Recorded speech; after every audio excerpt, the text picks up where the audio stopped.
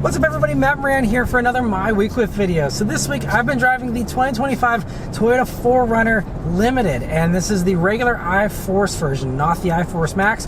You can get both powertrains here in this, and so it's a really nice combo for the 4Runner. Now obviously not one of the more rugged ones, but if you just want, a comfortable body-on-frame SUV that gives you all the bells and whistles but still has a lot of off-road capability with, manual four-wheel drive controls, although this does also have full-time four-wheel drive. If you want to leave it in that mode, you can. And I already did a full in-depth review on this back in January, actually, where I took it off-road. I drove a bunch of different trims. I even jumped one of these. It's very impressive. Definitely check out that video if you want all the details on the 4Runner, all the specs, the trim breakdown, all that I cover in that video. This is just going to be about what it's like to live with a 4Runner here after a week. And I really love the 4Runner. I will admit I'm not much of a truck kind of person or body on frame SUVs or anything, but I really love the 4Runner. And I think one of the main reasons why I love it is the fact that, especially here in the Limited, it is like almost magical just how smooth this is, especially now having this adaptive suspension here in the Limited version. It really, in comfort mode here, is so smooth. Yes, you can still tell it's body on frame, but it's a very minor difference between this and, for example, the Honda Passport Trail Sport that I just spent a week with recently. I'd say the ride quality is really, really close. They did a really impressive job with this new generation 4Runner and just how refined this platform is while still being so capable, much more capable, for example, than that Passport. But the thing that I love most about this is the powertrain.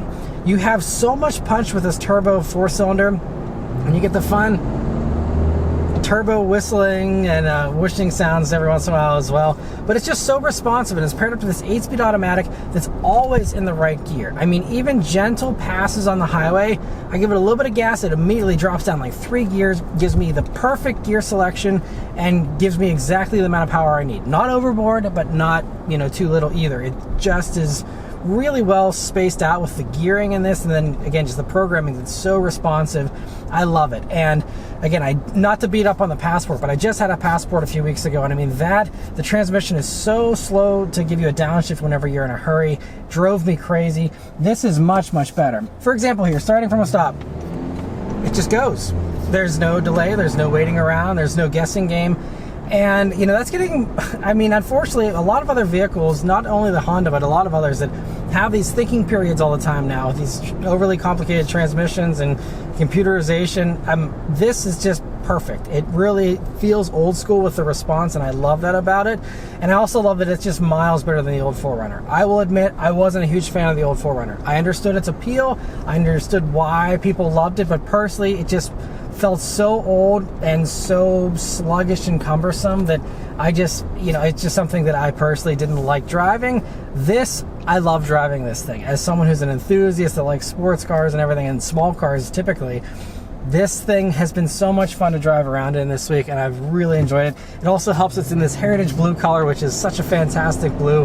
I love, a lot of companies are doing a shade like this recently, but this one is really nice, especially paired up with this Java brown leather you have here in this. It really is a nice look. And the power is also really nice and punchy. 278 horsepower, 317 pound-feet of torque. Plenty of power, and again, it's a huge power improvement over the old 4Runner. And also, you can still get the iForce Max powertrain in these, in most of the trims, and that gives you, again, over 320 odd horsepower, 465 pound-feet of torque in that one, and those are an absolute blast as well, like I showed in my review video. But it's just, they did everything else so well. The handling is so good. The infotainment, all the interior stuff is so well executed. I love the way they give you so much customization in the gauges, and again, the screen just being so nice and large. The cooled seats actually work well, and are very effective, which again, that's a hit or miss thing. A lot of vehicles with ventilated seats don't cool you down that much. These do a nice amount of cooling. It's not like refrigerator cold, but it's noticeable and something you can appreciate. And even other things too, I was a little skeptical about, like this wireless charging pad. Typically Toyota does terrible wireless charging pads, and this one also is barely grippy. It's like a satin finish.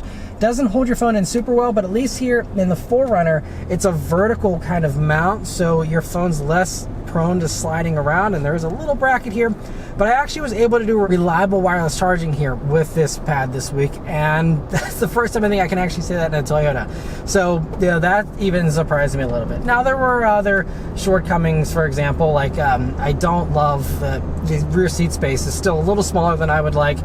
Putting our large convertible forward-facing car seat in here with our 4-year-old, she's 90th percentile. She didn't complain too much. It was a little tight, but she actually really liked how she was sitting up so high back there, because the window sills are very low, and the windows do go all the way down. So a little bit of a warning to parents though too, if you don't want it to be that open for your kid, just know that you're not going to want to roll the window down all the way there, because it does open up though really nicely, and that's something that she really appreciated as a 4-year-old.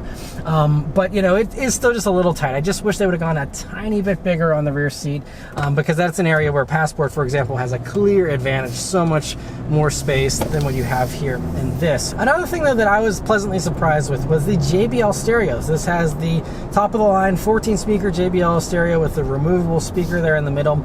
And other Toyota Tacomas and even early 4Runners that I did again back in January, I think we're still on a pre-production system, because I was never super impressed with this stereo, but now spending another week with this one, which is full production spec, I believe, this sounds actually very good.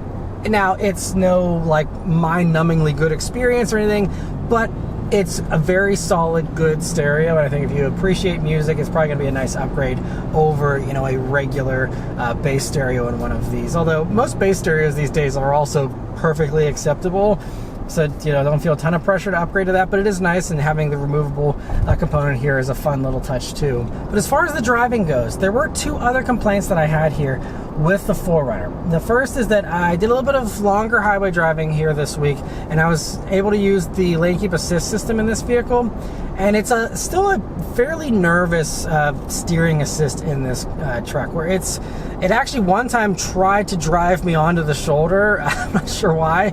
It was hallucinating and thinking I needed to veer off onto the shoulder. It definitely got confused by construction, but even whenever there wasn't construction going on with weird road lines or anything, it still just wasn't a very reliable system and wasn't fully confidence inspiring. So that's something where I think they could use a little bit of work there as well. But it is nice that it has it. All these things are also standard here in these. The only stuff that's optional as far as safety stuff is more convenience features, such as the 360 camera and other things, which this of course has here in the Limited. And also, even just the lane keep assist system being left on was very assertive, where I wouldn't even be touching a road line. It just did a second ago there, and it still started nudging me. And it's a little bit too hands-on, especially for a system that's not super good. It's giving me suggestions that I'm like, I don't need that, like, thanks. So that's probably going to be something you're just going to want to leave off, especially if you're a 4Runner driver. You probably don't want a ton of high-tech stuff in your vehicle still. But for a more substantial complaint that I did have, fuel economy was a little disappointing here this week. So these, for the Limited regular iForce version here, are rated at 20 city, 24 highway, and 21 combined. So I do typically get 1 to 2 mpg less than the city rating, so I was thinking, okay, worst case scenario, I'll get 18 mpg. I'm getting 17 mpg even over 140 miles of driving here. 17 is the best that I've been able to muster, and I haven't been idling excessively or doing any other crazy stuff. It's mostly just suburban around town driving with a little bit of highway, mixed in there. So I'm not sure why it's so vastly underperformed even that, worst case city rating, but your mileage will vary. I mean, obviously in a vehicle like this, you're probably not super concerned about fuel economy. You can get about 2 to 3 mpg better in the Hybrid Max version if you go for that, but going for that also costs you about $3,000 or so it's going to take you a while to make up that gas savings unless you drive a lot, so just a little bit disappointing there. And that is something that, I think I was getting about 20 mpg in the Passport, obviously again being unibody, not having the turbo and stuff. That motor actually, may be a little bit more fuel efficient at times, because it just oftentimes is less powerful than this, and just is often just not using as much fuel as a turbo whenever you're using the boost there. So anyway, but 17 mpg still in a segment like this, you're probably not going to get much better in a Bronco or a Wrangler or anything like that either. So it is what it is, but that's just my result here after a week. The other thing though that is a little iffy these days, of course, is the price. And, you know, these are pricey. So, you know, obviously you can get a 4Runner, you know, down into the 40s, but this one, as tested, $62,490. Now, this one also does, though, have these running boards that are $1,000. You might not need that. It was nice to have, but, you know, that's $1,000. This one also has this bizarre third row option. I don't know who would go for that. It's $1,300 to get it as well. And it's just, you know, a third row in this thing. As you can see there, it's worse than like a jump seat on a plane. I mean, there's basically no padding on the bottom there. It's essentially seat belts and, you know, a wall to lean up against, and not a lot of space even. So I'm not sure. I mean, I know, I guess a few people appreciate that option, but it just seems like a real niche thing. I'm surprised they're bothering to offer it here, especially considering, you know, all the other options you have as far as 3-row stuff. For not much more money, you can get something that's actually larger, like, you know, a Lexus GX these days. It has a little bit of a bigger third row. You can get one of those for only a few grand more. So, you know, but there's a way, you know, if you don't get the third row, you don't get running boards, you're at 60, so that makes it a little bit better. And, you know, still is high. I mean, and so that's really the other thing I'll mention here. You know, since pricing has changed a little bit since January, whether it's because of tariffs or just, you know, the new stuff coming onto the scene, you know, I'm briefly going to just talk about that. And the one thing that I still have to say, and I said this a little bit back in January even, is that, you know, you can get a Land Cruiser for pretty close money. I mean, I'd say sticker price, it's about $5 grand of an upcharge to go for a comparable premium package of the Land Cruiser. Those are, you know, about 68 or so. But Land Cruiser isn't a super hot seller, and it's not as fresh as 4Runner. So reality, in the summer of 2025 here, you'll probably actually be able to get a better discount on a Land Cruiser and probably close that gap. And Land Cruiser gives you the iForce Max powertrain as standard. So, I mean, it's only a $5 grand upcharge from this, but if you're doing one of these with, you know, the iForce Max powertrain as well, it's a really close price gap. And then again, I'm pretty confident you can get some discounts on a Land Cruiser these days, possibly. And, you know, if you're going to be spending 65 or so, you know, you might as well get that more powerful engine, get the extra space, the extra prestige, in my opinion, of Land Cruiser. Now, it's a little less off-road capable, so, you know, there's that component as well. But I think that it's just, to me, the more tempting option of the two within Toyota's lineup here. I mean, I love 4Runner, and if I also needed something that was rugged and off-road capable, and I needed maybe a little more than what you can get on a stock, you know, Land Cruiser, this still is a great choice. Or if you just want something a little smaller that's not quite as large on, you know, a trail or whatever, I could see these, you know, having a certain appeal over Land Cruiser still.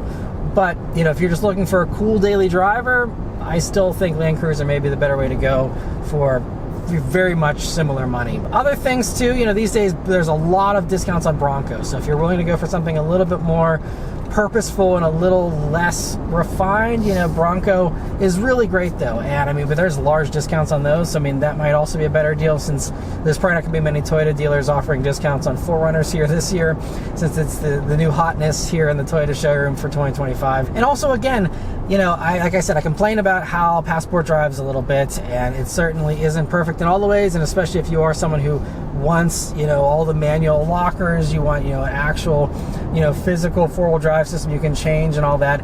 You know, Passport's not going to cut it for you, but if you're, again, just looking for a cool, boxy, off-road capable, you know, vehicle, you know, I think Passport is also a better bargain. You can get one of those fully loaded for $55. I mean, again, I like the way this drives better, and personally, I'm more pulled to this, even if it is $5 grand more expensive.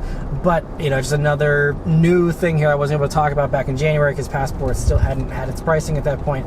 But I think, you know, that's just another very compelling option. Again, if you test drive one and the powertrain doesn't bother you, you know, Passport is very nice, and, you know, it's really well done for 2025 as well. But anyway, that's all of my thoughts here on the 4Runner. Overall, though, yeah, it's been great to live with for a week. And if you are, you know, waiting for one of these, or if you're, you know, going to be buying one here soon, just know that it's worth the wait. They are fantastic. It's such a huge improvement over the old one. If you're open to all the new tech and the new, you know, powertrain and all that, it really just is a huge leap forward.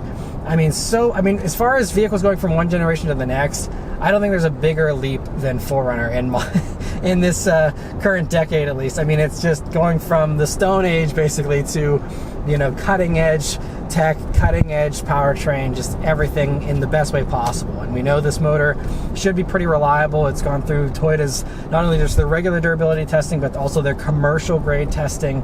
So, you know, it should be really stout engineering and a really solid motor. And yeah, just a really great vehicle to live with though. But anyway, that's all of my thoughts here on the 2025 4Runner. Let me know your thoughts on it in the comments below.